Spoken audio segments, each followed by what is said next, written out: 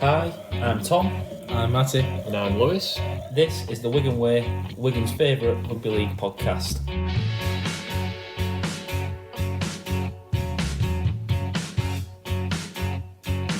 He'll put you in his trap, 'cause he's a union man. He's got it all figured out. He won't care what you think, 'cause he's a northern man. He's allowed to speak his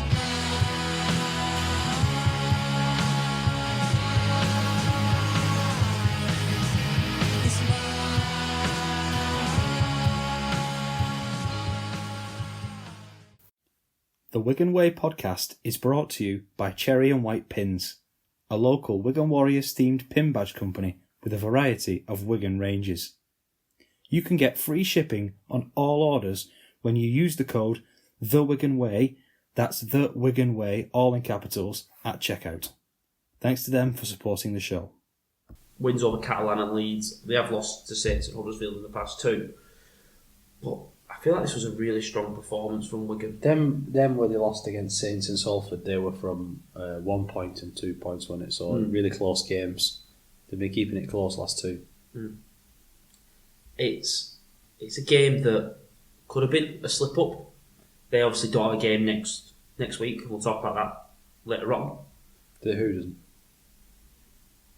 I've just completely messed that up. Huddersfield definitely do have a game. Huddersfield definitely do have a game next weekend. I'm thinking about Hull and Hull FC or Edzo. That's because you wanted to start this podcast by talking about Hull FC in London, and me and Lewis have talked you out of that because we're called the Wigan Way. So happy with it. So you got focused on the wrong game to start with. Yeah, that's where I'm at.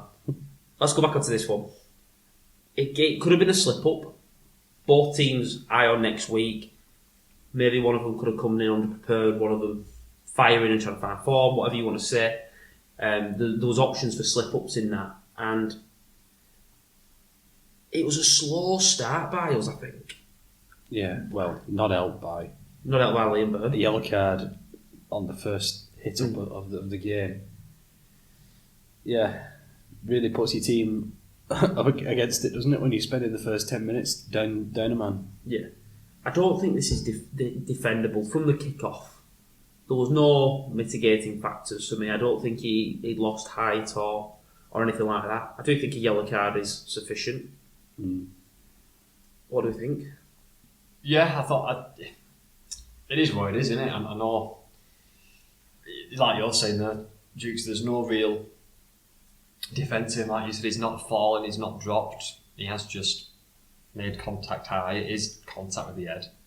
I mean, we talked last season about how now they're starting to kind of rein it back in a bit with the punishments and go back to like what we'd normally expect, rather than being in what my view is over harsh. But early in season, it might have been a red, that, you know. I think it would have been as well. I think even It's on sort of Friday like it would have been a red. But yeah, I think early in season he might have been in trouble. I think he's lucky they've calmed down a bit and he's gone for yellow. Yeah, I definitely agree with that. He's got 2 matches. Means he's been banned for 6 games. I saw somebody saying he's been banned for 6 games this year. Yeah, And got the 4 after the Good Friday hit. And the rest of the team is just 1, Dupree, where he had that 1 match for the same game. So when 24 blokes have got 1 match between them and one guy's got 6, it doesn't look quite right, does it? Yeah, I think it's a little bit It's skewed obviously by that 4 match, skewed by a 4-game ban, which was harsh. We thought perhaps he should have got 2 games. I don't know. and I do think this one's a little bit harsh. What was the big difference between this one and his previous one? Yeah, for it to be double the punishment. It maybe swung his arm harder first time, but Percival was also falling. So I think the one on Good Friday was worse. He did, But not 4 games to 2 games. No, worse. I don't think it was 4 games, 2 games worse. He didn't warrant for double the punishment. Yeah, I know what you mean. Anyway, 2 minutes later, Wigan score. We Not scored, yeah.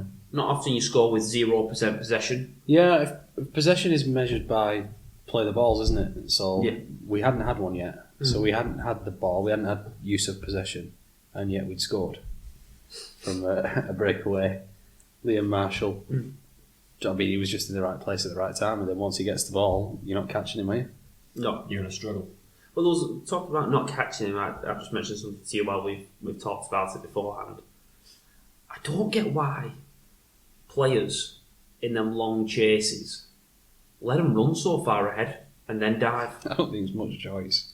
But just like Liam Marshall's going to run away from you. Yeah. He's quicker than 90% of players. Well, 95% of players in the Probably Super League. 95 at least. Why? Nguama has a chance at the start to dive and tap him and try and do something. The longer that race goes, the more you're backing Marshall. Yeah. And I just think sometimes they sort of wait to dive until they're out of reach. Where I think if they went early, like Nguama in this chase, might have had a chance in the first 10, 15 yards. Maybe. But just lets him get a little bit far away. I'm pleased he didn't. I'm pleased he didn't, and obviously that suits us very well. There's another try chalked up for Liam Marshall. He does love a try, doesn't he? Yeah. But we survive the 10 minutes. Has he got 13 in the league now? 13 in the league, I think. Or maybe even more. Because, like, last year, the top try scorer's got 27. Round 11, I think he's on 13. Oh, that's incredible. But we survive that 10 minutes. We do really well. The 10 minutes without Liam Byrne. We kick a penalty, and it goes to 8-0 before Huddersfield score. A try for me that comes from some sloppy defence. I really do think. I think Wigan will be disappointed to concede that try. Yeah, I'll give Wallace some credit because it's a great run. And he'll remember that try for a long time, solo try like that.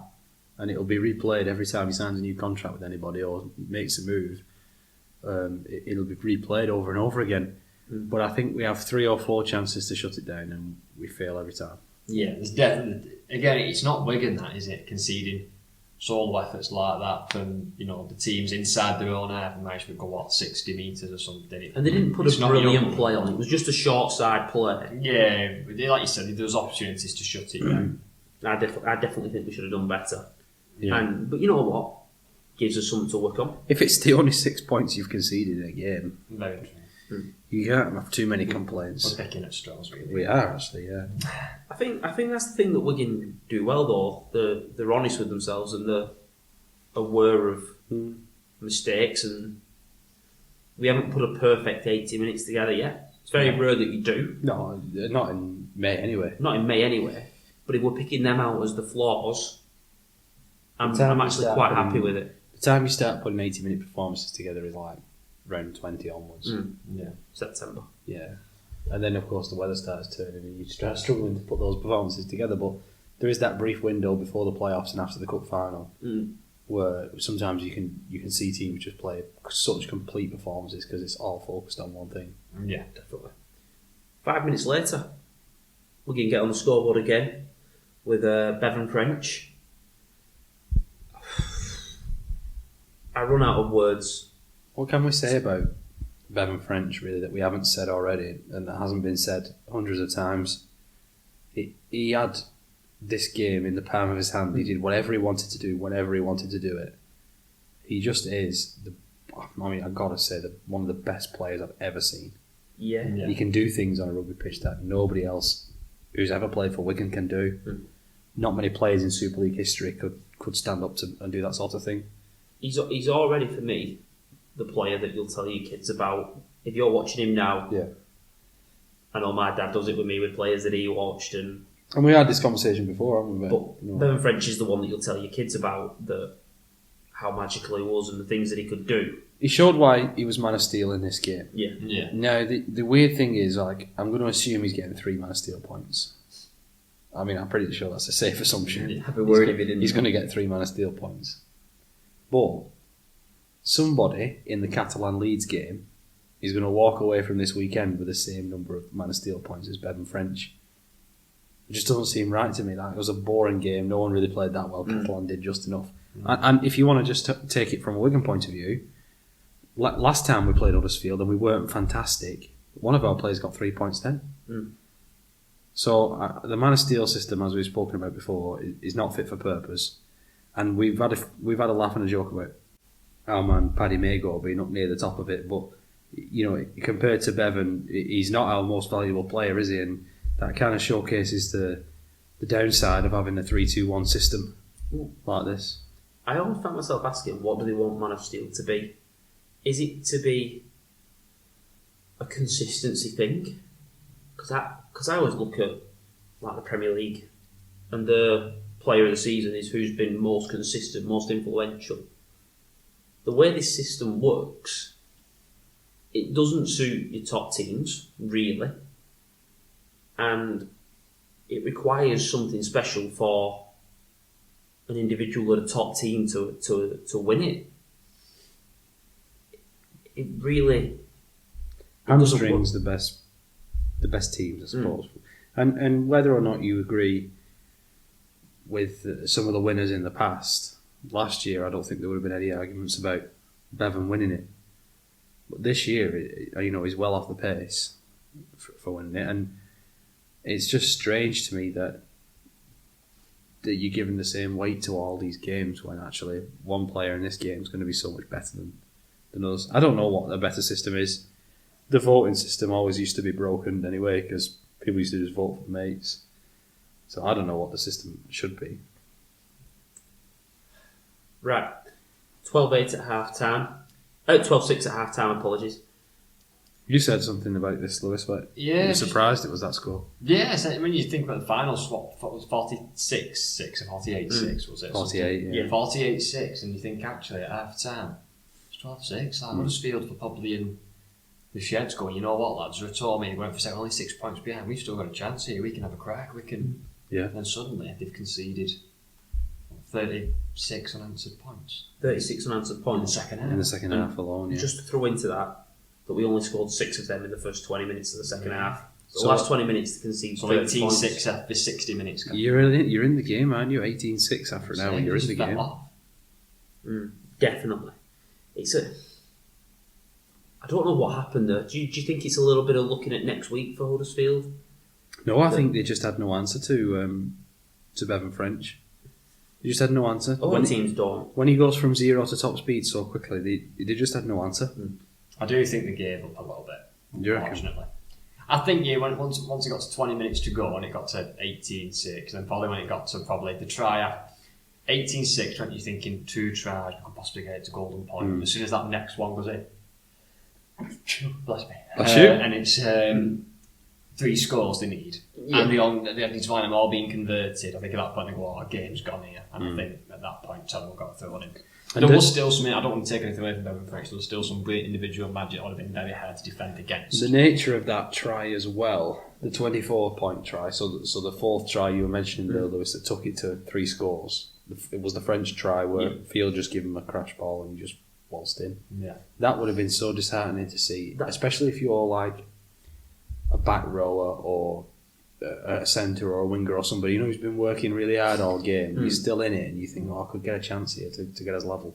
It was weird, that try for me. They just let him walk through like that. It was really weird because Field skips back into the middle of the field, and as I'm watching it develop, I'm going, there's a giant gap.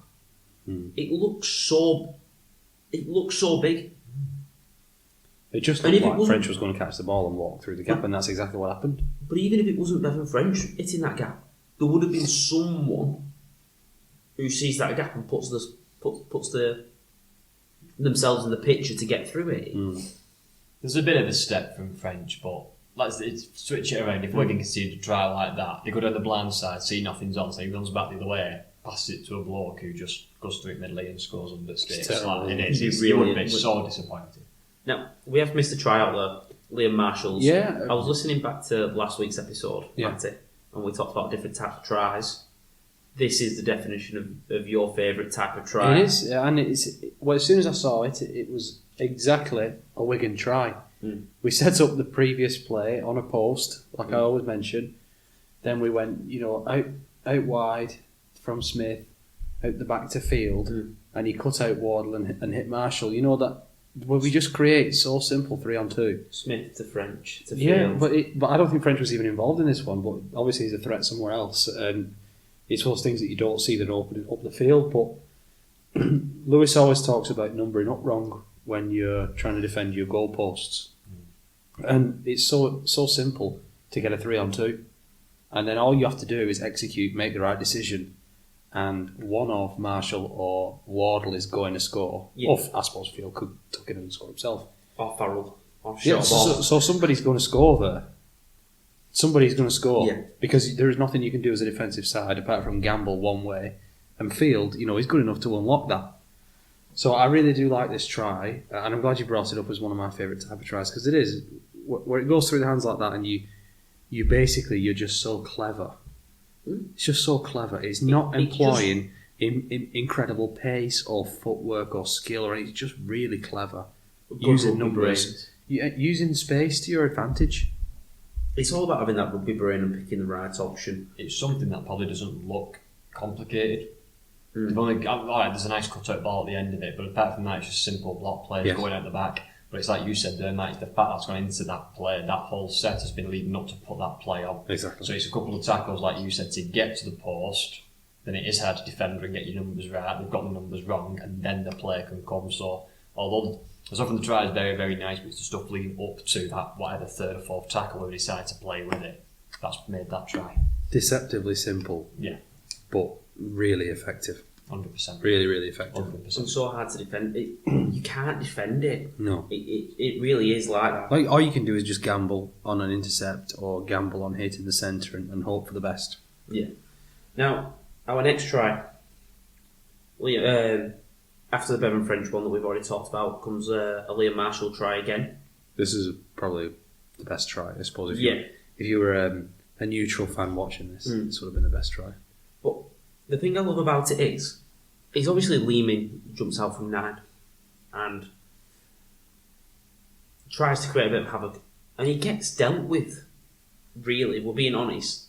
They get a man into the tackle, he's being wrestled, but players put themselves in the picture, get around him.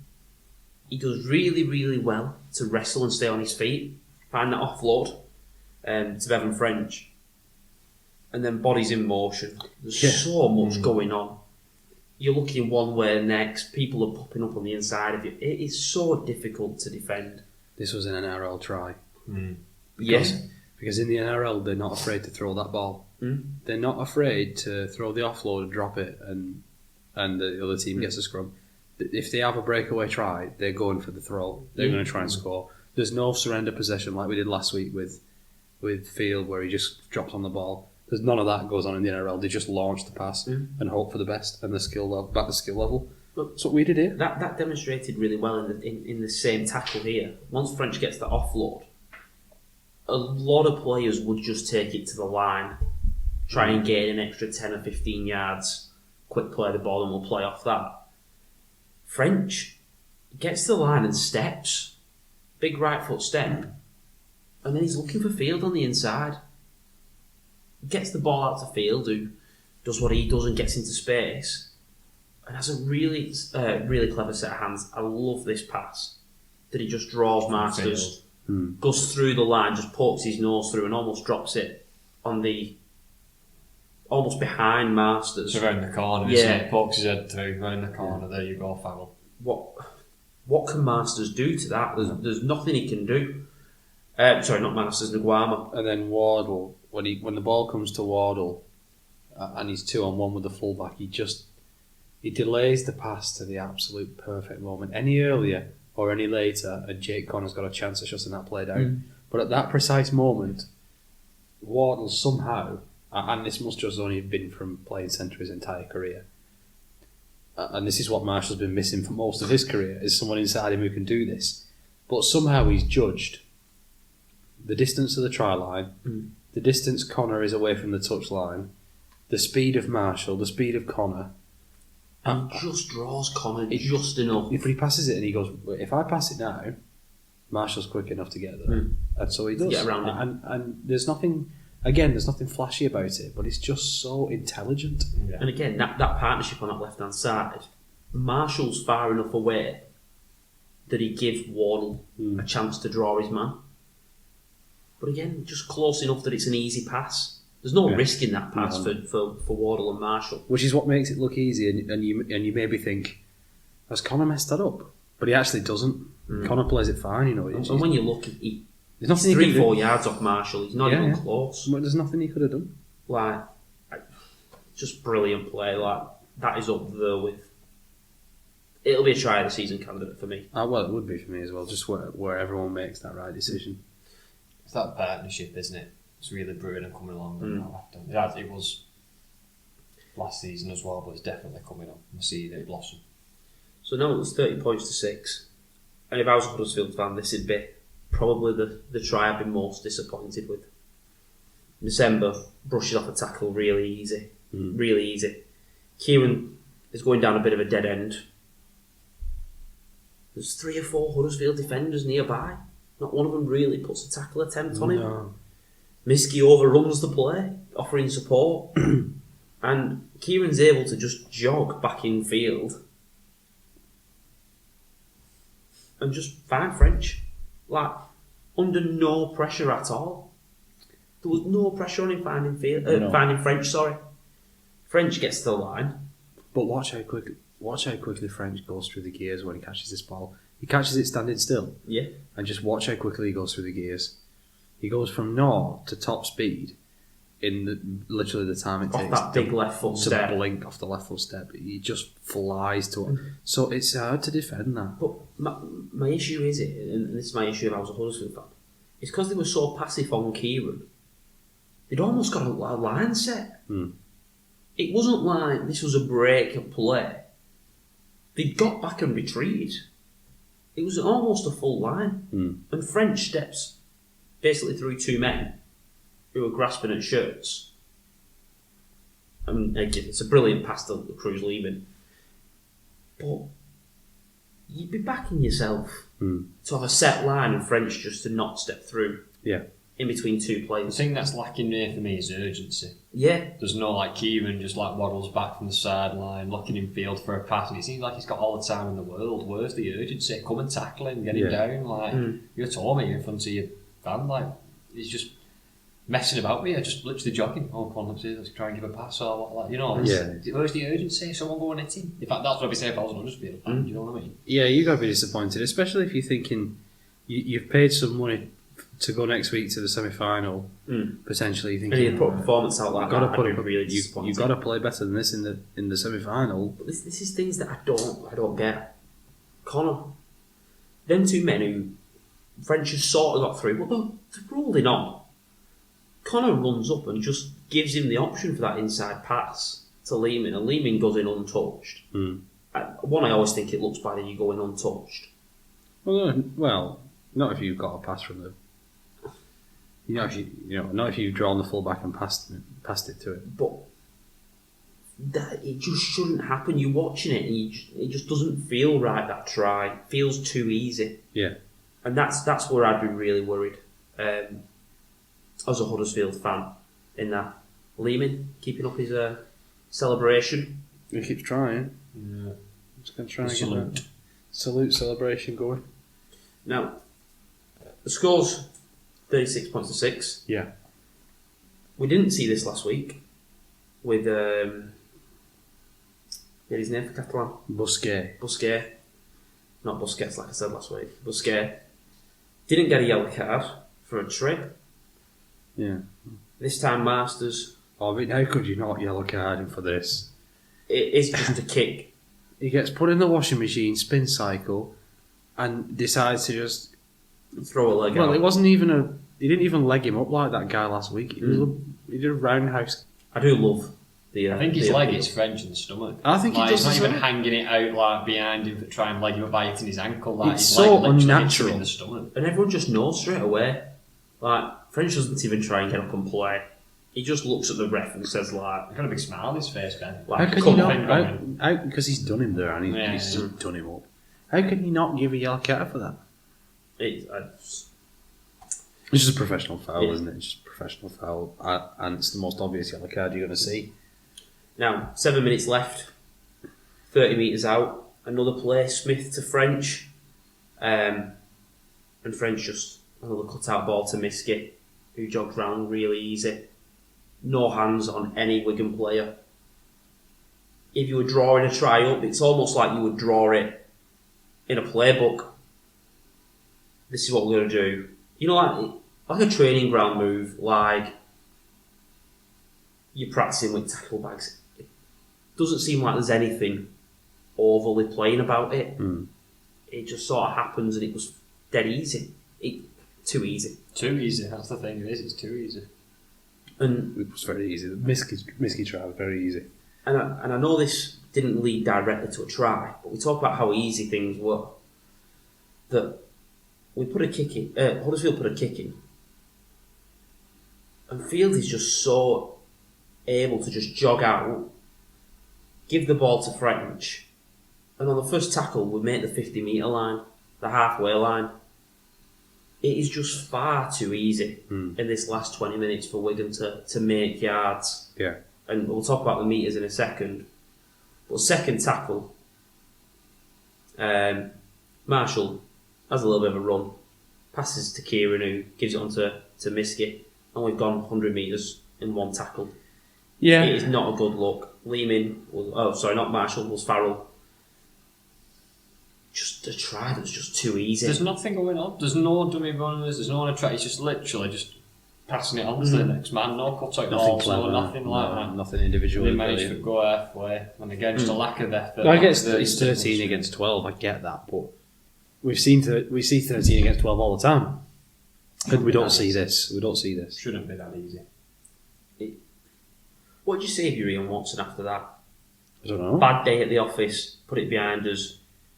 Because if you're looking at mistakes, there's a lot. There's a lot from a Huddersfield perspective. I think there is, but I think again you can pick up a lot there just from saying, look, we've got to improve in effort areas, urgency, making tackles. You do that bit. Anything else you do has got to come after that. Yeah. Do you know what I mean? That's your first and foremost. We were 12-6 at half time, got in the second half. There just was not the effort, there was no desire there to compete, to be in the game, to win the game, to stay in the game when the game was getting away from you and try and bring something back into it. The last 20 minutes, 18-6, and we gave up and ended up conceding another 32 points. Or whatever it was like. It's not good enough, is it? Only a semi-final next week. The other thing I'll add to that is with the league being so close, points difference could play a part in this. That's why I was glad to see Wigan keep playing, keep putting the points on. But if you're Ian Watson, you'll remember that game, and if you miss out on the playoffs or miss out on a home draw down to points difference, was it Lee missed out on a home draw last year down to points difference? Well, we won league leaders on We points won difference. the league leaders on points difference. Look at that. Saints had to travel to Catalan because of points difference. Yep. I would be. Saints lost that trophy to Hull FC because of points difference. Or where they beat them twice, the Steve Prescott trophy. beat them twice out of 3 games. They beat Hull lost on FC, points but difference. lost on points difference. It was aggregate score. That was funny. Weird setup when you play 3 times. It's weird to play 3 times anyway, unless you got a cup game in there. But So, Wigan, just a couple of stats I want to mention. Obviously, these 2 guys are going to be slightly inflated because of the long distance runs. But Abbas Miski made 127 metres. Liam Marshall, 244. Bevan French, 209. Could have been 259 if Goodjoe hadn't ankle tapped him. Yeah, definitely. He was looking for that one. Just looking for the try line. He said he was glad he got tapped because he didn't fancy running all that way because he knew there was no one going to catch him. No. Now the forwards: Cade Ellis, Luke Thompson, Ethan Havard, all making around 20 tackles. Junior December making 20.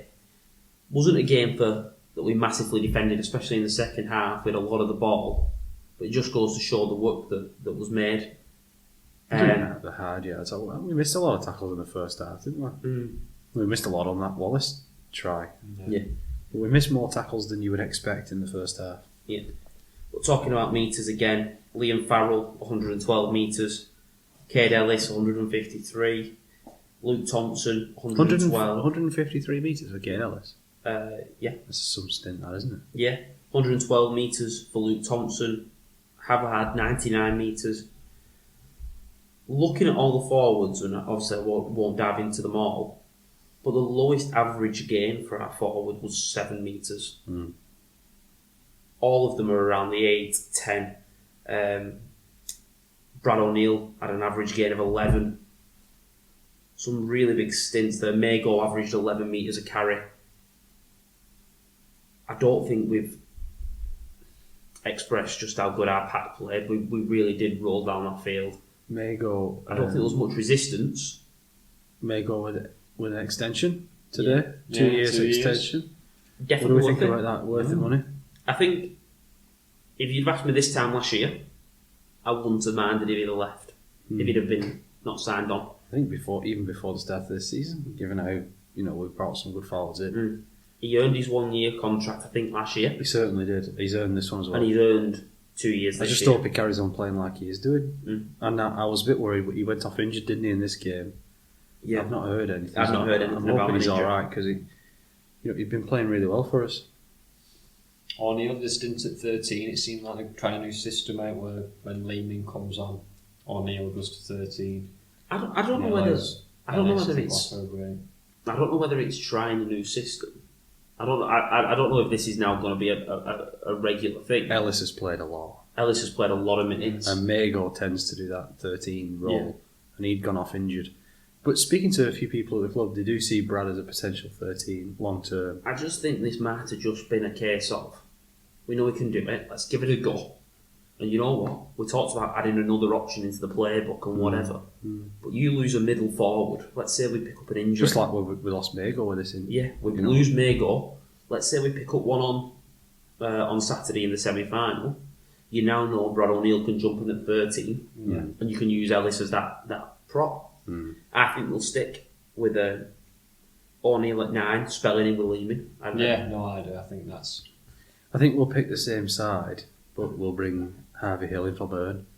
I don't mind Cooper. I don't see us making. You think Cooper in for Burn? Cooper in for Burn, or Maybe. maybe Walters. Walters. I'll not pick Walters.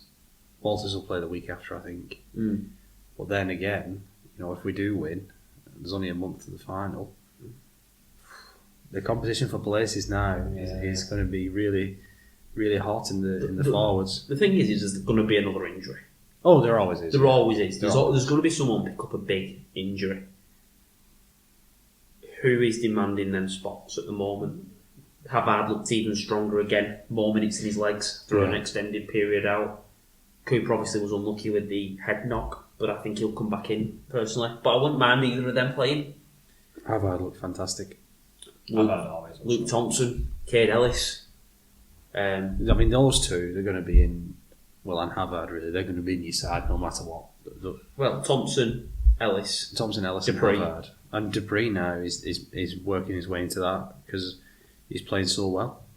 The 4 of your 5 middle forwards, aren't they?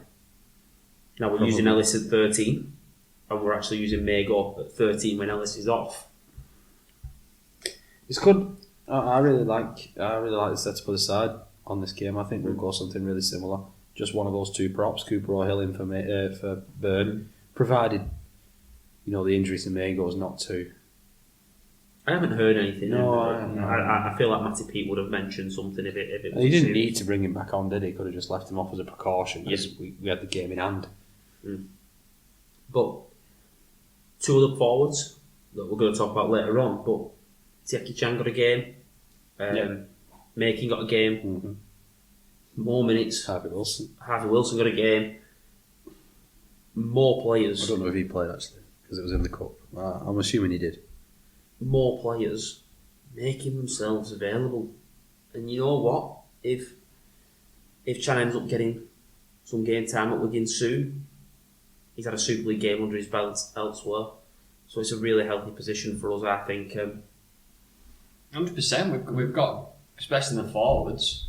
We know, obviously, with the signs that got brought in, we've got a lot of depth. The more we can get of those playing, whether it's for Wigan, whether it's loans, reserve games. Reserves is obviously one of the, again, first teams arguably the probably most desirable, isn't it? But yeah, 100%. The more we can get those lads playing, the better. They need to be on a rugby field. I'm just thinking, you actually look at our availability at the moment, and obviously Walters is still coming back in, but we are really only missing Willie Icer, aren't we? Yeah. Liam Byrne with the ban, but maybe they're the ban, yeah, but since the ice is the only injury really, because obviously Walters has come back, Cooper came back. Really, really strong position. Right, I think that wraps up this section. We'll be back shortly to talk about the rest of Super League. We're back. Actually, because it was in the cup. I'm assuming he did. More players making themselves available. And you know what? If Chan ends up getting some game time at Wigan soon, he's had a Super League game under his belt elsewhere. So it's a really healthy position for us, I think. 100%. We've got, especially in the forwards, we know obviously with the signs that got brought in, we've got a lot of depth. The more we can get of those playing, whether it's for Wigan, whether it's loans, Reserve games. Reserves is obviously one of the, again, first teams arguably the probably most desirable, isn't it? But yeah, 100%. The more we can get those lads playing, the better. They need to be on a rugby field. I'm just thinking, you actually look at our availability at the moment, and obviously Walters is still coming back in, but we are really only missing Willie Icer, aren't we? Yeah. Liam Byrne with the ban, but Maybe they're the ban, yeah, but since the ice is the only injury really, because obviously Walters has come back, Cooper came back. really, really strong position. Right, I think that wraps up this section. We'll be back shortly to talk about the rest of Super League. We're back.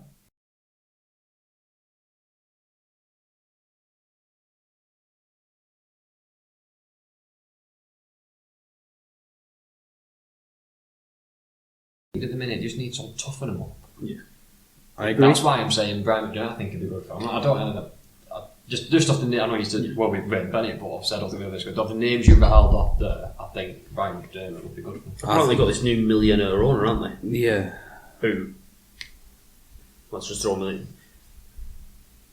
You could throw £1 million and you might get You'd someone. sign some good players if you threw £1 million at Hull FC right now. But what sort of a squad, what sort of structure, what sort of infrastructure are you going to walk into? Doesn't look at Warrington over the last couple of You years. could sign Jordan Abdul. You could sign Cam Munster. Toby King. You could sign Elliot Minchella, Toby King, and Jordan Abdul. Let's just say those three names off the bat. They might not go. They might not be off contract. I'm just saying there's three names there who are good, solid Super League players who would improve probably every side, barring maybe the top two. Yeah. If they walk into this Hull FC team, what can they do? There isn't the infrastructure there. There isn't the style of play. There isn't the team spirit. There's no culture. You can't just have that with making signings. No. And that's what you're talking. Perfect example. Warrington. And you know what? You Warrington fixed it with the right head coach. But they got lucky. They got lucky. It was a high risk, high reward. And it's still not proven to be right. No, but their team spirit and their effort is a lot better. Yeah.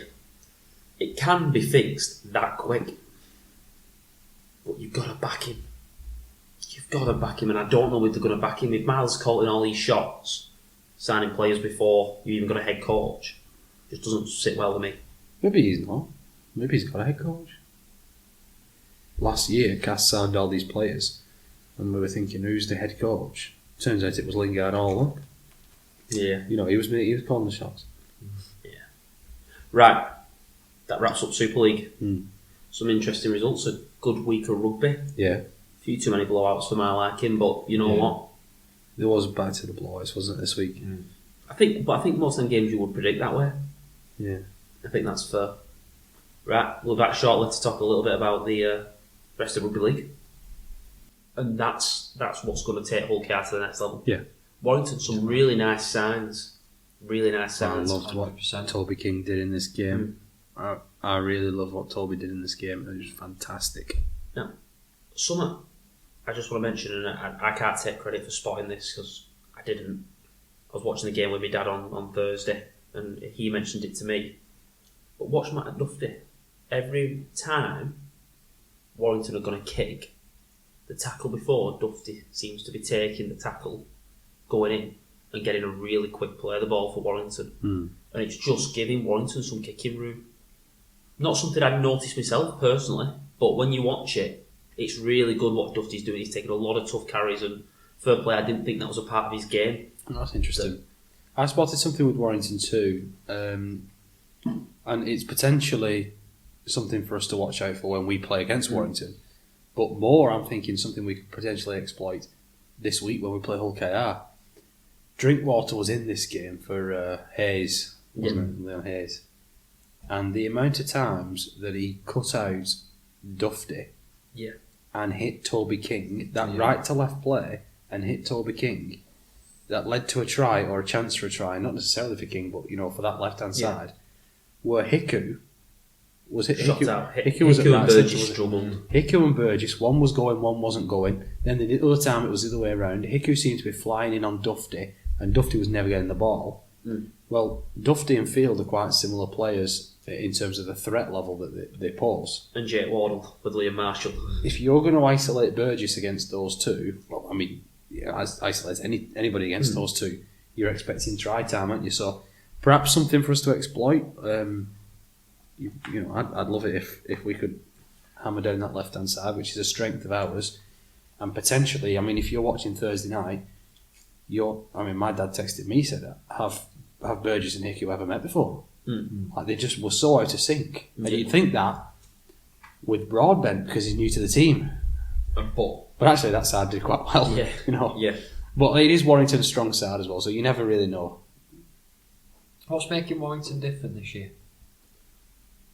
Just That's look a a question bit. for you. For me, I don't think they're overplaying. Is that a mental thing? At times last year, I don't know whether it was me, but obviously you've got Dufty, you've got Williams. I think we had a tendency to do it at certain points When we had in the last couple of when years. we had Justin Hastings. Yeah, to get it out to him and let him play. The amount of times we give the ball to Hastings and say, "Well, see if you can create something." Well, this year, I feel like they're just prepared to be dogged. Something I really like, and this partnership I saw working the other way. Walker and Powell. I saw Powell starting and Walker coming on, injecting energy. Well, Sam Powell's coming on when Walker's off, but also the likes of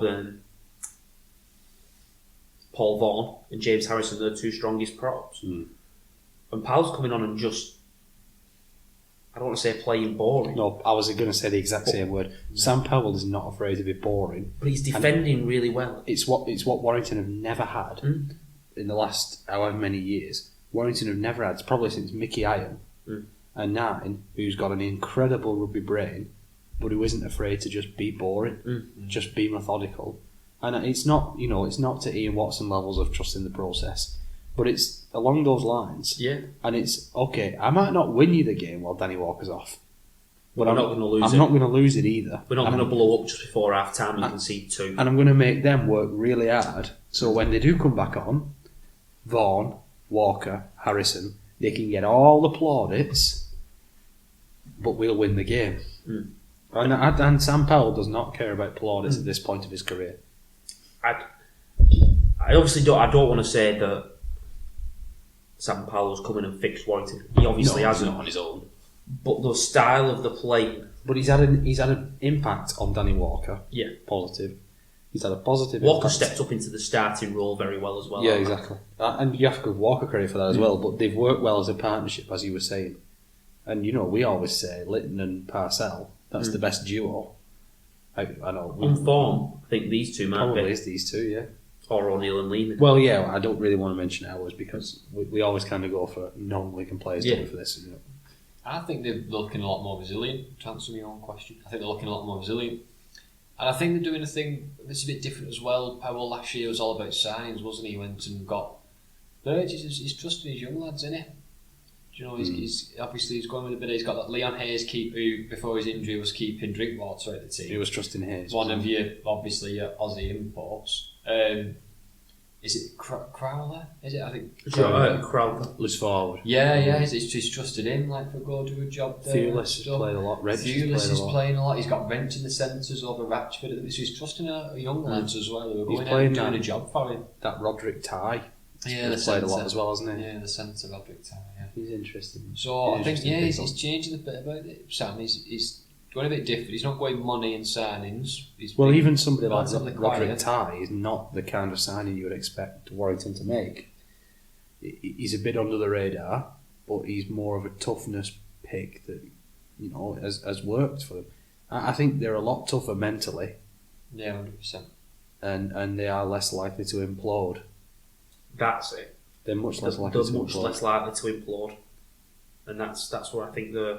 We'll see, though, because obviously the lights will be on Saturday. Sunday, sorry, for their game, isn't it? The lights will be on them. They'll be expected to come up and brush Huddersfield aside. Let's be honest, they're expected to brush Huddersfield aside and make it to Wembley. If they can do that, then certainly we'll be sitting up and taking notice. 100%. Right. Next game to look at. Friday, we were playing on the Saturday. I should have mentioned that before. Yeah. The Friday there was just 2 games. We'll start over at Castleford. 60 points to 4. Yeah. Saints. You want to talk about implosion? Yeah. Greg Lingard was not happy, man. I can't blame him. The fans were absolutely furious with some of the efforts put in. I saw 6 or 7 players' names that I won't go into now that were just absolutely being rinsed for their efforts in this game. Not for their talent or their skill level, because I think the Cast fans have actually been pretty good and pretty patient with that, and they do seem to back Lingard. But just for their effort levels, effort areas, St Helens go down to 12 men. It's 12-4, or you're in striking distance. To then implode like you do, I've never seen anything like it really from a team against 12 men to just go and give up 50 odd unanswered points after a red card. Effort is, go back to Good Friday, right? I know people don't want to because we lost, but we sat on this podcast at the end of the toughest defeat to take, losing to your rivals, but said, you know what, we can't, we're still proud of her. They did us well. We competed. It was into the, we said that against Hull. Yeah, okay. The effort, you should never ever have your own fans. You're okay losing if you say, you know what, a couple of things didn't go our way tonight, we made a couple of unlike us errors, we maybe threw that pass when it weren't on. But to just walk off the field and go, we didn't play, we didn't put the effort in, it's so cheap. The thing for me was... I told them as well, in front of your own fans, you should never go away saying, they wanted it more than us. You know ever. You know what really got me with this? It was 8-0. And in his senior scores with about a minute to go. Might have been 2 minutes to go. To get you to 4-8. Cash should have been going in, buzzing. Saints are down to 12. We've got to go out. This second half, we get stuck into them. We can turn them over here. And they can see within 2 minutes. It's try. Red card. Game's gone, red card. Try. Ridiculous. That red card was just simply chasing the game.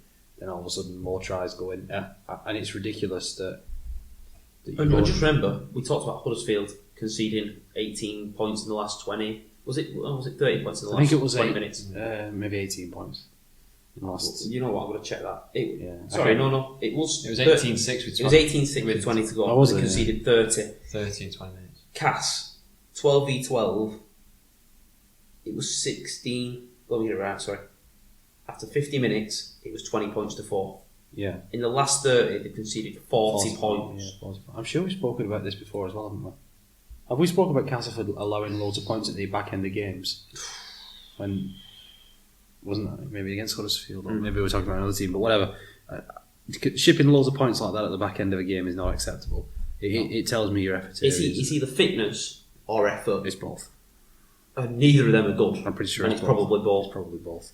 The other thing I wanted to mention was you're at home, you're off the back of a really good result. I mean, midweek, Cast Tigers, they give everybody the man of the match. Yeah. You remember that? Yeah. They said the man of the match this week is everybody for doing well against Lee, like it was an under-9s game. To then go and put that in, terrible performance out on a Friday night in front of the loyal supporters. You'd be so disappointed.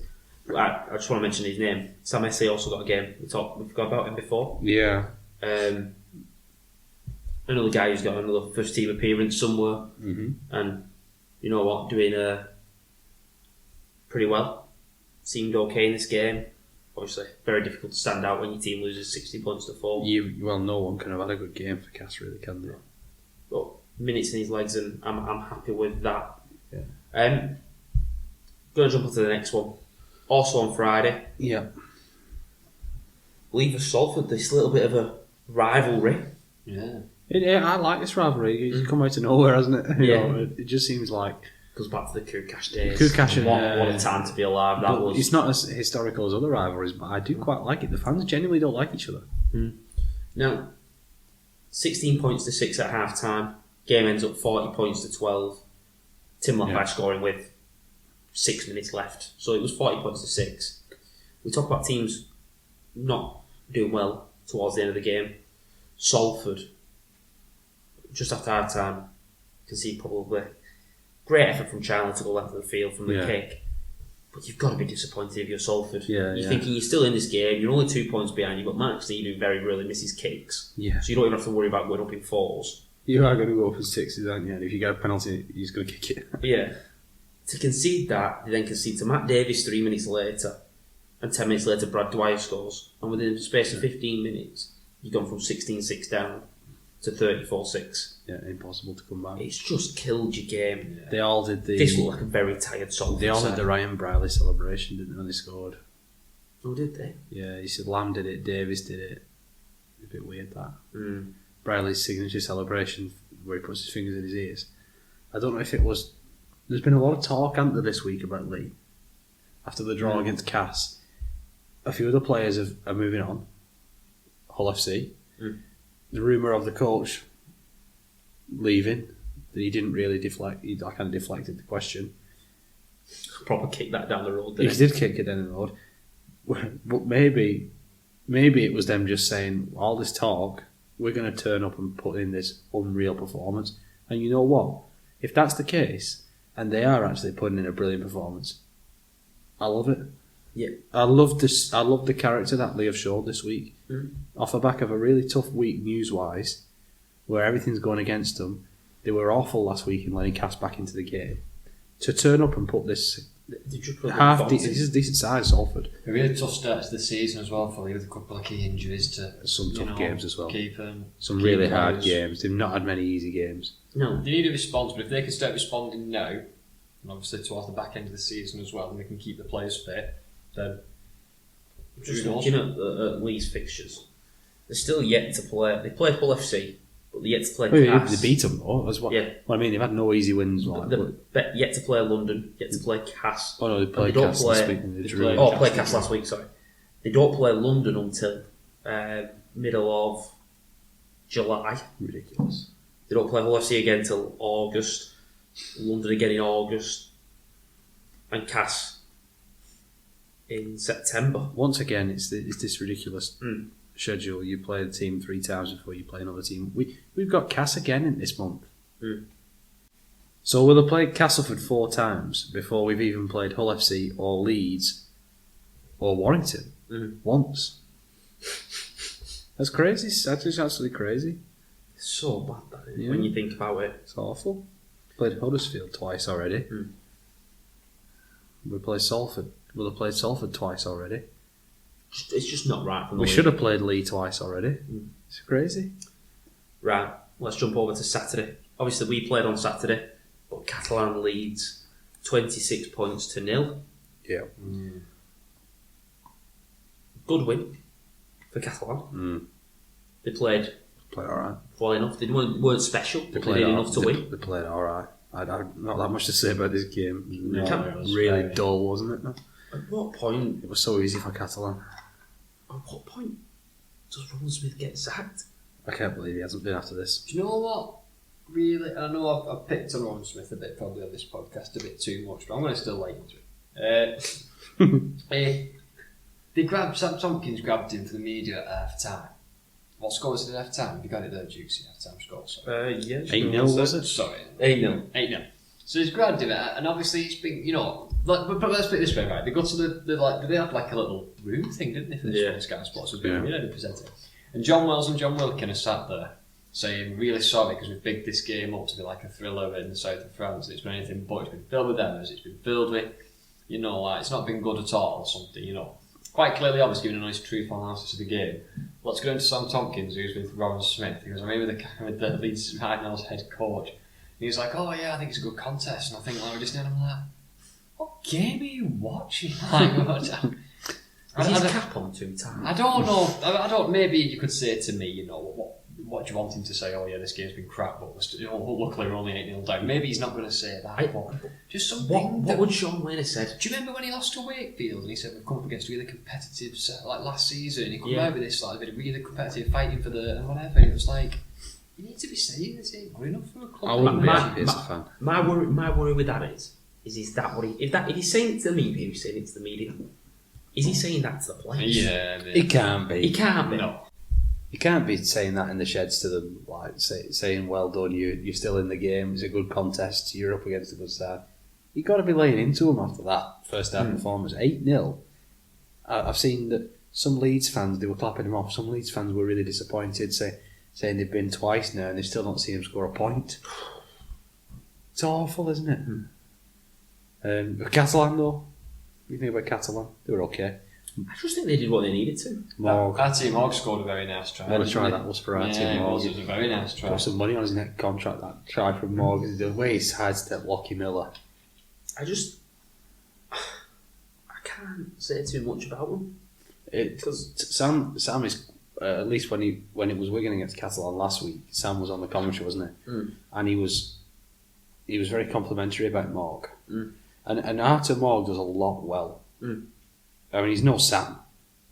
He's nowhere near as good as Sam. Probably the biggest, along with James Roby. Biggest they've probably got the biggest shoes to fill. Yeah, he's got really tough. Let's just be fair. Saints have replaced him with an England international and Darryl Clark. This is a guy that Catalan have developed. And you know what? He does a lot well. He's a good player. He'll get better. I like him a lot. He's going to get better.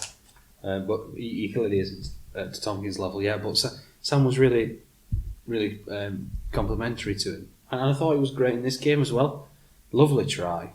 What a lovely try that was. Yeah. I just can't comment on Catalans too much. You think because Leeds were that bad. Yeah. They were awful. Well, we said that about Leeds though when they beat London. Yeah. They beat London. They've not beat Saints. And you know what though, in Leeds as well, I don't even think they have to go to the south of France and win. No, they didn't. No, they didn't. Do you know what I mean? You don't have to beat London then go back, yeah, but you've got to beat France next week. It's a must win. I don't think it was. Well, look how much easier it gets for them in 2 weeks' time playing Saints at Saints. You know, not London, Hull FC went to south of France and put in an effort. And they got beat, but they put in an effort and everyone thought, oh, maybe they're turning it around here. If Leeds had done that and they showed a bit of fighting, they lost 18-6, we wouldn't be talking like this about them. No. The fact that they've capitulated and they let that try for Alex de Costa at the end was so easy. They've lost the last 8 games, Leeds. Out of the last 8 games, they've won 3. Right. They've not beat lost the last 8 Cass. games then. Sorry, no, I said that wrong. They beat Cass by, I think it's 16 points. 20 points. Beat Hull FC by 6.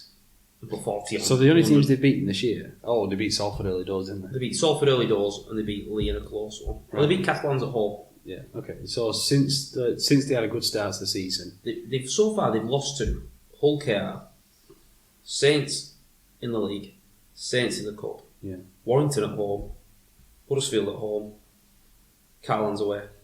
You want to talk about bad stats? The next team we're going to talk about, they haven't won a match outside of their city since last June. They haven't won a match outside of their city since last June. Could they make it a year? They could make it a year, couldn't they? But they play Cass. Should we jump onto that? They've got to beat Cass next week to avoid making it a year. But from June to May the following year, where the only away victory is your local rivals, one away victory. Is it Hull? Absolute madness. Oh my. The one victory they've beaten is London since 2/3 of the way through last season. Because they ended last season poorly, if you remember. Yeah. Wow. Let's jump onto that. London finally win. I am all for that. Yeah. Love it to bits. Scott Griggs now can't get a job. Wait, which no, which Griggs is it? I'm always confused. It's Simon, is it? Simon Griggs, is it? The one who played as a forward, Yeah. not the fullback. He can't get the job done. No, That's as bad as it could be. He wasn't going to get it. He wasn't going to get it. But he can't get it. And whoever Hull are looking at getting will have seen that, and I'm going, I ain't touching that the We've got to be a miracle worker to come in and do well with this side. I saw a rumour about Steve McNamara, possibly. Yeah. If I was Steve McNamara, I'd want £1 million a year. Yeah. So even Ted Arnold leave Catalans. Why would Adrian Lamb leave Lee to go to Hull and deal with that? Why would Lee Breers come back from Brisbane? The thing is, as well, this is what they've done with players, and they're doing the same with the coach. They're going to have to chuck money at it to make it work. Yeah. They've got themselves in such a negative loop where no one wants to come to them because of the culture and the toxicity around the club. How do you fix that? Well, you've got to pay big wages to try and tempt people to come, because that's the only leverage you've got is the money. But and if big it doesn't wages work haven't out, worked. Big that's what I'm wages saying. haven't If it worked. doesn't work, then it adds to the problem. But I don't see, besides the incentive of cash, what else is going to bring anyone to Hull? The lucky thing is, McNamara is a Hull guy, you know, but is that enough for trying? I know he's from Hull. Is that enough to try? there's talks of him Getting also back getting an NRL gig. There's Yeah. rumours about that. Mm. Why would you not just say, I'll just hang on here at Catalans, where I've shown how much development I can do with the French lads. Catalans are going to have a major rebuild though next season. I can see about a dozen of their players leaving. But all the people that are being linked with it, Brian McDermott's being linked with it. Yeah. Why would he leave Newcastle? Yeah. You know what I mean? He's actually doing well in the NRL. Like, Yeah. people are talking about him doing well. Breers is doing well. Breers is doing well. Why would Sean Wayne leave the England job for that? I just don't get it. No. So you're either going to have to promote someone, and I don't know who there is that you can promote, Griggs. Griggs, but he's got no real head coach leadership experience. You've already brought in an experienced coach to fix it, and he's now gone. I was watching this game and SASA scored first, didn't they? Yeah. And I've actually thought he's been one of the players who's done quite well so far. Now, aside from that, he has actually been accused of some pretty nasty stuff. Yeah, could be in big trouble. In the scrum, could be in pretty big trouble disciplinary-wise if someone's overheard him making some remarks about Adebayo, the London prop. But whatever happens there, he put it on report, the ref, and SASA scores. London then kick off, and Hull with a set out of points, 5 drives and a kick. They mess up the kick, London. They let it bounce 3 times, and it ends up with Hakim Maludi. Briscoe's there, Cam Scott's there, and they both just let him walk past them. And all of a sudden, London have scored. And this wasn't like Marshall's try where he caught the ball and there was no one in front of him. There was players. There was almost 2 or 3 players in a set line there that they just let him through. I know it was out from Maludi. He did a nice little dodge, but you can't let it through there. So close to the touchline. And then it was simply a case of feed the fullback. Alex Walker was coming back through the middle. If you were Hull, you go into that game going, we beat them at home. Everyone's saying how bad we are. Let's prove that. Let's get to 4 points. It's got a big win. You know what? Cass are on 5. Yeah, We're better than Cass. they're not. But are they? No, I don't think they are. They're not. And that's wild to think that Hull FC are not as good as Castleford. And I don't think it's close. No. I think Castle are considerably better than them. Yeah, so do I. I don't want to be funny. Who signed Jaden Ockenbaugh? Well, He can't get into the squad. Gus Gould said he was going to take Super League apart. They've been playing in Super League. Playing for Bradford. You know what? I saw a thing about that Ask Gould tweet. I'm gonna send that to him. What? What happened to Jaden Ockenbaugh ripping Oh, Super League apart? Someone asked him this afternoon and he never replied.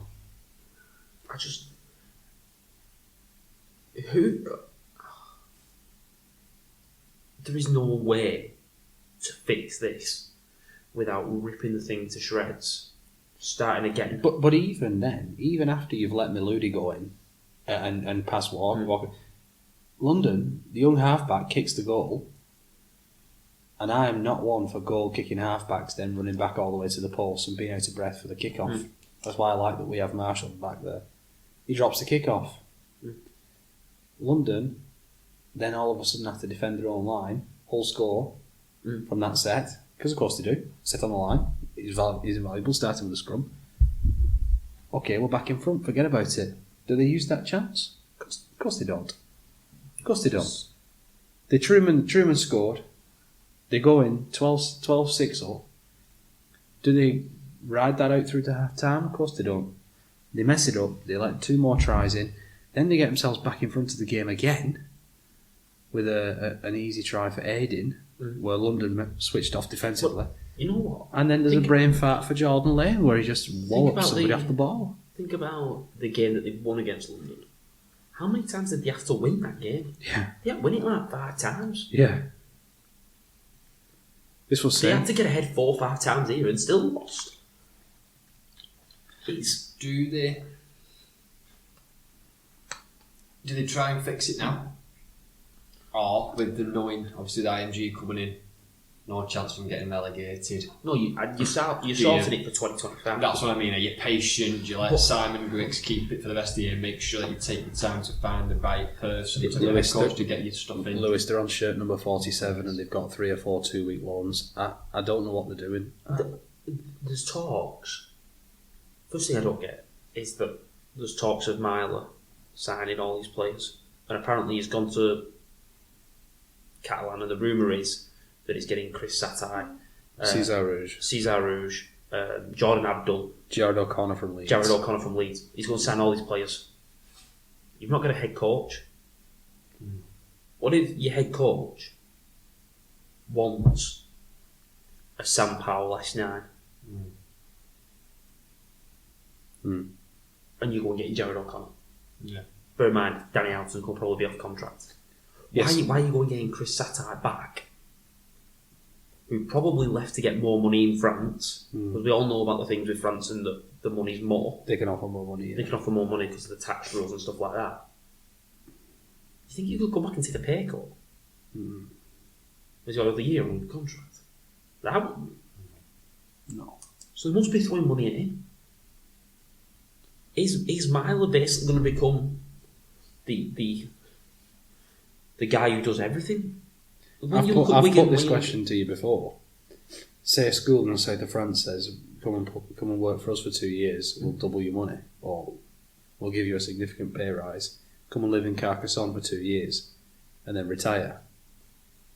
And then 12 months into that, your old school says, come back for your old wage. No, obviously not. They're going to be offering more than what Catalans are paying, aren't they? They're going to At least. Well, why would you go back unless Catalan are trying to move on? I don't know. It's just mental. I don't. Jared O'Connor is going to be a bit expensive. Yeah. Satai, the 3 Catalan lads are definitely going to be expensive. Abdul's going to be on a wedge. Especially what he's done this year. Because he's doing well. He's done well for a couple of years in a row. So Abdul's Cesar Rouge is going to be on more. He's an up-and-coming French talent. This is if we get him, it's all if buts and maybes, isn't it? Who's making these decisions? Yeah, I don't know. If Richie Myler is, might as well just be head coach. That's what I'm saying. Who does your head coach want? That's going to be the first thing you've got to sort out. Get a head coach either now or in place 2025. Get some, then you can build from there. Because at the minute, like you just said, then Matty, shirt number 47, 2-week loan deals. What is going on? Yeah. It's just not. We want Hull to be a big club, but we're just not acting like it. They're not running like a big club. There's now a very real possibility that they finish bottom. London will get another win. Down there, they will. Someone who travels poorly. They'll beat somebody at home again, or someone will have an eye on another game. Yeah. London will get another win, whether Hull do or not. I'm finding it less likely. Yeah. I mean, we haven't really spoke about London. I thought they were fantastic. They took the chances. They clearly had a game plan. The words that we were saying that Cass didn't have and Huddersfield didn't have in that last 20. Backbone. Effort. Mike Eccles, good coach for us. The plan they had, shift the ball, take risks, I mean, it's the opposite plan of what we had against Penrith, but we were... It looked enjoyable. They just backed each other. And you can tell this is a team that love playing with each other. And Eccles said something about, like, they're really optimistic. Yeah, we've lost 10 games out of 10. But we're really optimistic as a group. We really like the way we're going. We're improving. And we're representing London. There's at least half a dozen lads there from the south of England. There's also a lot of players people didn't want. That's Plummer from Sydney. Can I put it this way? Hull FC are definitely in Super League next year. London are definitely not. Correct. But who would you rather be playing for right now? I'd rather be playing for London. At least it looks enjoyable. Well, it is because every game's a free hit. Oh, isn't it? Every game's a free hit. They're getting fans through the door still. Those Hull players cannot enjoy the job. They're not enjoying walking across that line on a Thursday, Friday, Saturday, Sunday, whenever it is they're playing. Halfback, what's his name? Charles. He was in tears. Apparently was getting that much abuse. Was crying on the pitch. He's 18 years He's old. 18 years old. Now, Wigan, Saints, Catalan, Leeds wouldn't put someone in that position. Oh, You can keep going down the league. You talk about Leeds and everyone says get Jack Sinfield in. There's a reason they're sticking with the experienced Matt Frawley. And when Sinfield plays, it's very, very deliberately at certain games that they're definitely going to win or definitely going to lose, and it doesn't rely on him. They're not. Away from Headingley. Yeah. Hull, maybe this is where Wigan head on. Go inside Ryan Armstrong on a 2-week loan. Just an older body than an 18-year-old lad. You know what? I really like him, I really like him. I think he's a decent player. He's clearly very raw, but he's got talent. And they will ruin him, and he will move on to somewhere else. Like they ruined Ben McNamara. And who's enjoying his rugby a lot more now, isn't he? Looking good while he does it. Yeah. I think Brian McDermott would be good for a coach for FC. I don't think. But I'm not saying I think he's going to go. I'm just saying that would be. Wayne Bennett would do well. You know what McDermott would. But what I'm saying is, Wayne Bennett's not going to do it. If it's the name in the hat is Brian McDermott. The interesting thing about Brian McDermott is you know how his teams are going to play. If he takes over at Hull, you know they're going to fire out a defence. They're going to work really hard for each other. Effort. They're going to back each other up. They're going to throw offloads. And you know what? If the offload doesn't come off, we'll defend it. But this is it. And at the minute, you feel like Hull don't want to throw the offload in case they drop it. And if they do drop it, they don't want to defend the line anyway. Well, Brian McDermott, the reason I'm saying with Brian McDermott overall, and they're trying to sound going into it too much here, ex-Marine. Well, I'm not being funny, that's what Hull FC need now. They need effort, they need urgency, and they need someone who's going to say, you're not pulling your weight, you know what, you'll be gone, you won't be playing. Let's have a team-first mentality. Yeah, it'll be camaraderie, it'll be playing for each other, dying for your brother at the side of you, that Marine kind of frigging values, and you know, that's what they'll be. That's what it'll bring to. I think that's what they need at the minute. They just need someone to toughen them up. Yeah, I agree. That's why I'm saying Brian McDermott. I think he'd be good for him. I don't know.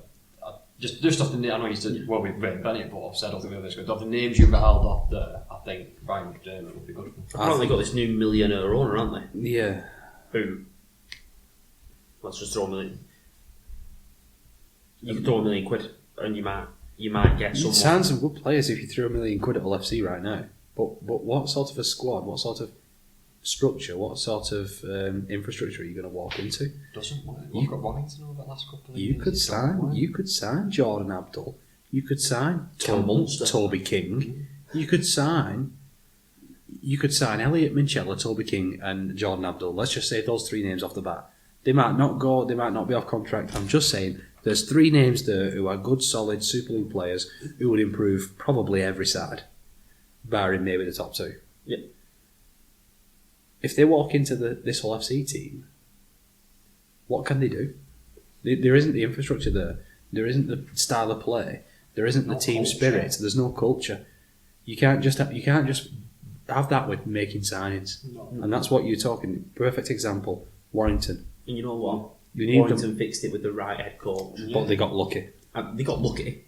It was a high risk, high reward. But it's still not proven to be right. No, but their team spirit and their effort is a lot better. Yeah. It can be fixed that quick. But you've got to back him. You've got to back him, and I don't know if they're going to back him. If Miles is calling all these shots, signing players before you even got a head coach, just doesn't sit well with me. Maybe he's not. Maybe he's got a head coach. Last year, Cass signed all these players, and we were thinking, who's the head coach? Turns out it was Lingard all up. Yeah. You know, he was calling the shots. Yeah. Right. That wraps up Super League. Hmm. Some interesting results. A good week of rugby. Yeah. A few too many blowouts for my liking, but you know what? There was back to the blowouts, wasn't it, this week? Mm. I think most of them games you would predict that way. Yeah. I think that's fair. Right, we'll be back shortly to talk a little bit about the rest of Rugby League.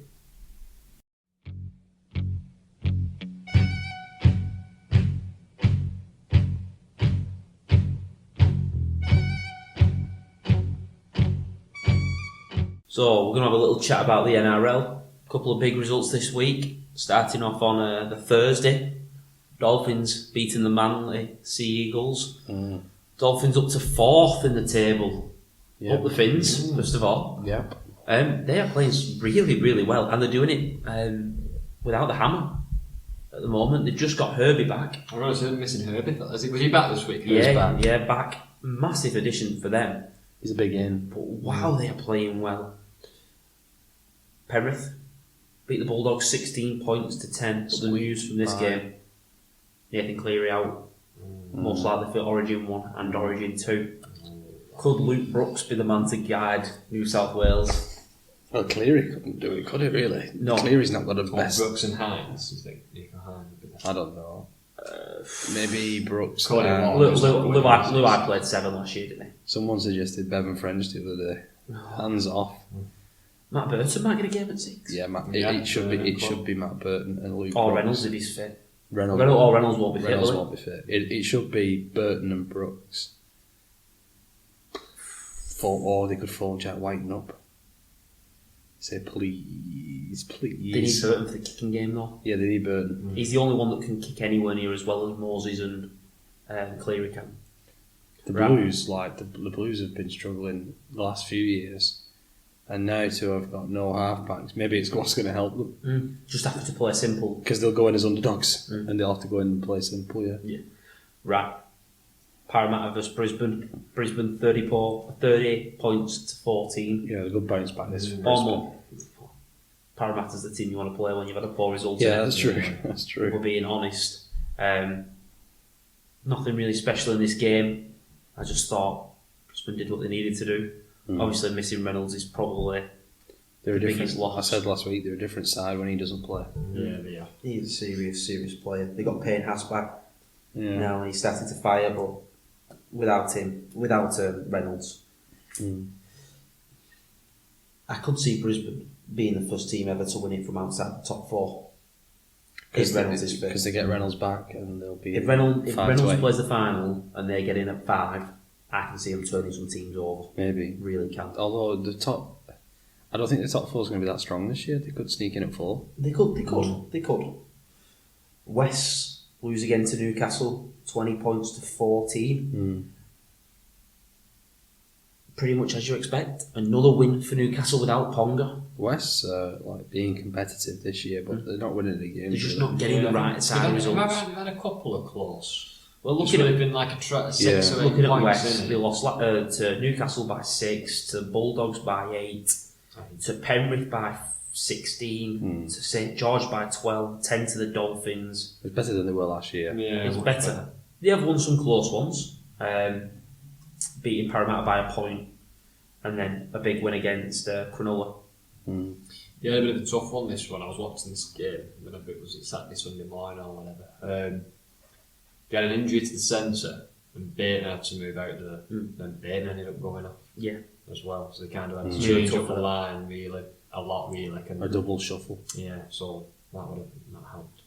Now, Cronulla beat Melbourne 25 points to 18. This was a great game. It was a great game. But I just want to add to that, they're 2 points clear at the top of the table, and they lost to the West Tigers second round of the season. Yeah. They should have won that. They should have beat the West Tigers. That's something interesting that you don't tend to see in Super League. You know when we said a while ago like Salford would be at the top if they hadn't lost to Castleford. Yeah. You don't tend to see the Wigan or Saints or anything like that be or they'd be 2 points clear if they hadn't lost to this terrible team right at the bottom of the league. That doesn't tend to happen as much, but the bottom teams... They don't usually get... over here, the bottom teams usually meet a team in the middle of the table, like someone around that 6 to 8 mark. Over there, it seems like they beat the teams that are 1 to 4. Yeah. It's really weird, that, isn't it? But a real good game. What was his name? Harry Grant? Simbin for... there was a turning point, wasn't it? That because Cronulla scored 2 tries while he was in the bin. Yeah. I can't disagree with it. The rules are rules. Yeah, and it's to protect... I mean, everyone saw the injury to Lachlan Ilias. That when Cameron was filling in for Lewis, he mentioned that when Lachlan Ilias kicked the ball and the defender was charging down and he ran into Lachlan Ilias' foot. His standing leg, wasn't it? Or no, it was a kicking leg, I think, and broke his leg, and that's what they're trying to avoid. Obviously, late hits on kickers. It just seems so strange that I haven't really seen that much before. Just grab him. And now I've seen quite a few people running into people's kicking legs, and there was obviously a sin bin for it this week, and it was the turning point. Just hug him, like, just give him a big hug. Say, how you doing, mate? And then let him play. Let him play on. You don't have to. The Sharks, though, good fun for the Sharks because they were missing Hines and Trindle. Yeah. So both their halfbacks were out, and they had that young and they lad, have to travel to Melbourne. Atkinson was really good in the halves. Yeah, they were doing it tough. The Sharks. No Finucane, obviously the captain, retired. Both the halfbacks are out. So yeah, they did well to win this game. Yeah. No Jerome Hughes for the Storm. Big miss. He is the most important player. Over Munster. Over Munster, over Pappenhausen, over Harry Grant. No, Pappenhausen as well. But I think Jerome Hughes is the most. He just makes them tick. He's perfect balance for all three of them. Exactly. He's the glue that holds it You've together. hit the nail on the head. Last year when we said about Harry Smith, making French a better player, making Field a better player, this is what Jerome Hughes does. Yeah. He's a perfect partner for all of them. Yeah. The Bunnies lose again. This time to St George, 28 points to 14. Yep. I know we're talking about like who might I do think take a job at Hull. the Dragons were good value for this though. But I don't know. I really don't know what's going wrong with them. The Roosters beat the Warriors 38 points to 18. This was a bit of a one-sided first half. Yeah. Where the Roosters were dominant, and then the second half, 26-0 just after half time. the second half was quite even. Yeah. We said last week, didn't we? It was good to see Sydney getting back in, but New Zealand had fell off as a result of Sydney going back in. It's quite ironic, isn't it? That's the thing, isn't it? There's only so many teams that can win. Exactly. That's it. There's only so many. That's why there's a league so many table. spots in the playoffs. First, can you? So so many playoff spots. Well, Otherwise, what's the point of the regular season? Exactly.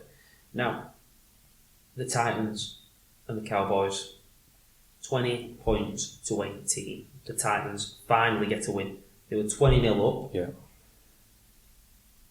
Conceded 18 points to 0 in the second half, but managed to hang on. These two sides were both desperate for a win. Yeah. Before I I'm talk glad Gold Coast won. Before I talk about the worst moment of the week, David Fifita, the Titans Off to the player, Roosters. is off to the Roosters. And last week I know we mentioned Penrith were interested, St George were interested, Roosters were interested. It looks like Roosters are going for him. And then also Roosters, Angus Crichton might be re-signing, maybe. So all that big war chest is getting spent in it. But you've got to talk about one of our favourite players, Valentine Holmes. One of our favourites, Australia, Queensland, and the Cowboys Just a genuinely centre. great player. He's an incredible player. Had a chance to kill the game by just sliding in for a try. He instead decided to maybe try and improve the angle for his own kick. Is that what do you think he was doing? I genuinely haven't got a clue what he was doing. Well, it's stupid. If you haven't seen this, you need to watch it. We'll put it out on Twitter. Because I think he's trying to improve the angle for the kick because he doesn't want to kick it from out wide. So, but then the cover defender gets him and he drops the ball. This is just unforgivable. At no level, no age group of rugby league. Score. You just got to score. You just got to take the 4 points. And then when they end up losing by 2 anyway, yeah, it's pretty ridiculous, this no try. How you can mess that up. Awful. Right. 2 points for the Raiders as well, you haven't mentioned. Bar loses again. Big 2 points for the Raiders. They're back on track with a big 2 points. Someone's got to look at some match fixing though, because that bar keeps losing. The bar keeps losing. Can't be that bad. We should hire Russell Smith. I reckon the bar does short dropouts. The bar definitely does short dropouts. Someone else conceded from a short dropout. Was it Melbourne? Do you reckon the bar wears a cap? Yeah. Right. We're not going to do predictions this week. There's only 2 games. Obviously, Challenge Cup semi-final. I know we're all going to back Wigan. And we'll all back Warrington as well. I think we'd all back Warrington. Yeah, the fans would as well. But the fans only got 3 right last week. Yeah. We clawed back some ground. Democracy hasn't worked. We clawed back some ground, you and I. I think Lucy got 3 as well. Yeah.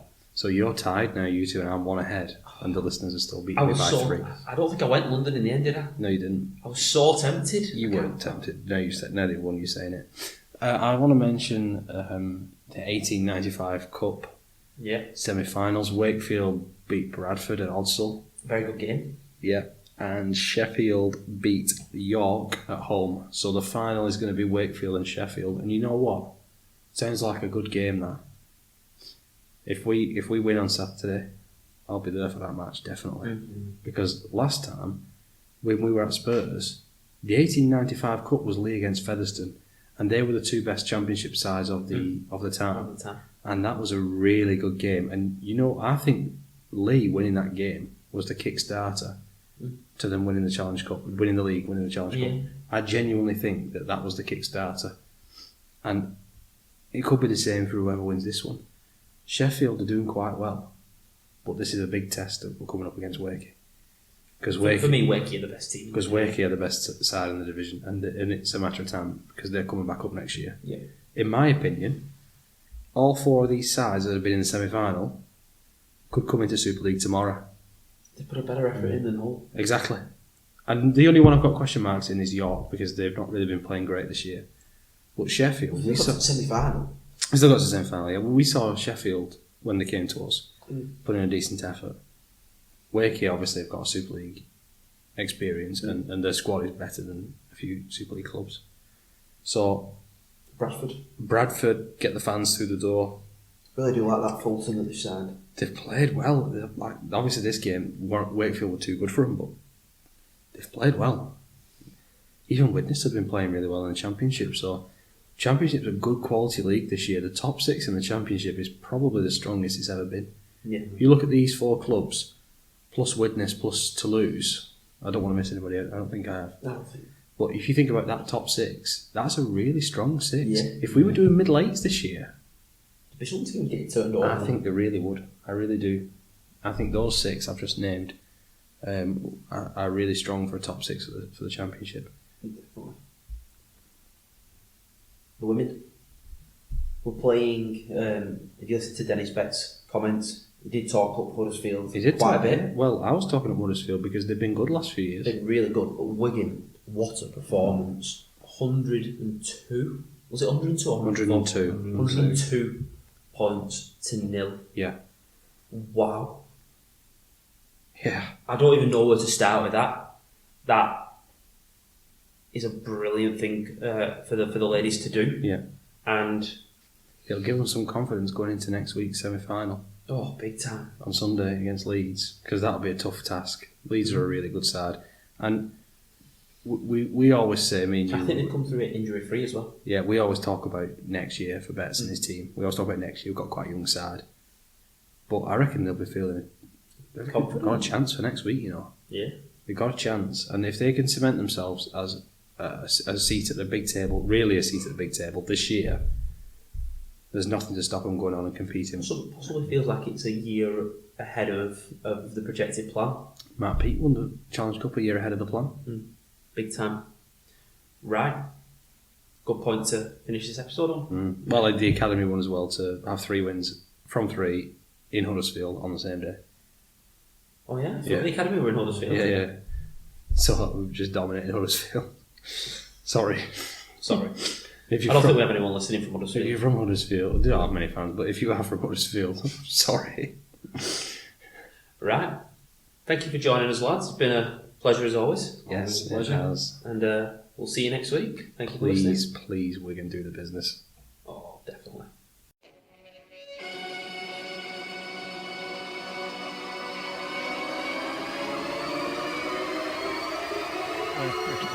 Hi, I'm Tom. I'm Matty. And I'm Lewis. This is the Wigan Way, Wigan's favourite rugby league podcast.